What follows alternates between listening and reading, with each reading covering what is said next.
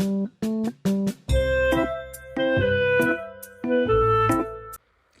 next book is called Splat the Cat, Ice Cream for Ice Cream.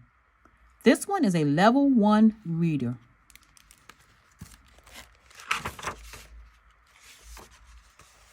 Splat the cat beamed in the back of the bus. His class was on a field trip to the ice cream factory.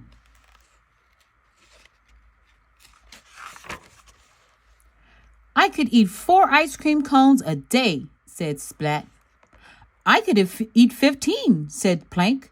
And I could eat all yours and a million more, said Spike. Kitten licked her lips. I scream, you scream, we all scream for ice cream, the friends cried. At the ice cream factory, ice cream swirled in big vats. Pipes steamed, nozzles gleamed. Wow, said Splat. What a dream. The factory manager greeted them. I am Mr. Jellybean, he said. Who wants a tour? Hooray, sang the cats. I scream, you scream, we all scream for ice cream. Mr. Jellybean led the class to a back room. The cats' faces fell. There was a chalkboard, chairs, desks, but no ice cream to be seen. Mr. Jellybean cleared his throat. First, let's talk freezers, he said. Some are big, some are small, all are extremely cold. Mr. Jellybean talked on and on. He seemed to love his freezer theme, but the cats did not. Their eyes glazed over, their heads drooped. Splat began to daydream that he was making ice cream.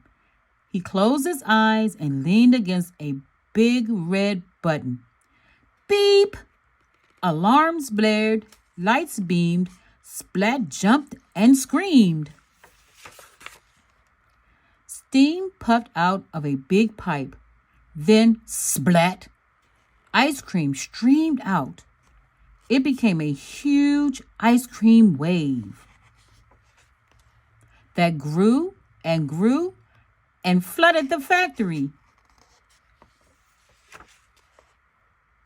Now that's a lot of ice cream, said Plank, taking a taste.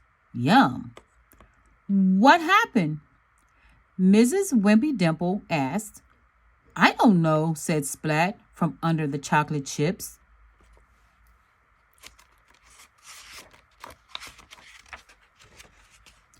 The class cleaned themselves up, but Mrs. Wimpy Dimple counted heads. Everyone was there except Seymour! Splat screamed. I have to find Seymour, he said. He ran toward the door.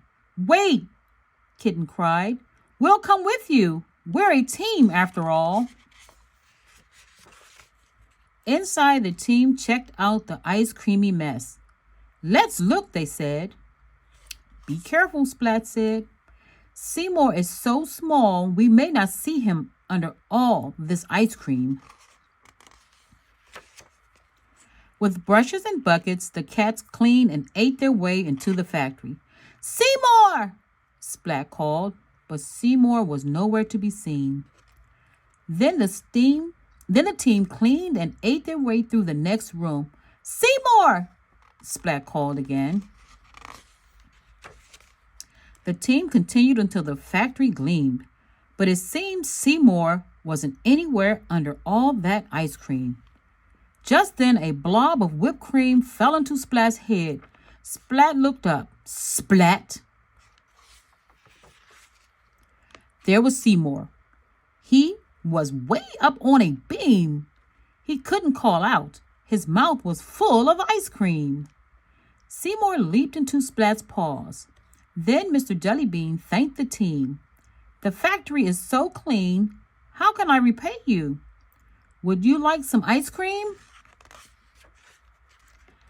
The cats all groaned. No more ice cream, they said. For now, whispered Seymour. The end. Boys and girls, we hope you enjoyed this story. Splat the Cat, Ice Cream for Ice Cream.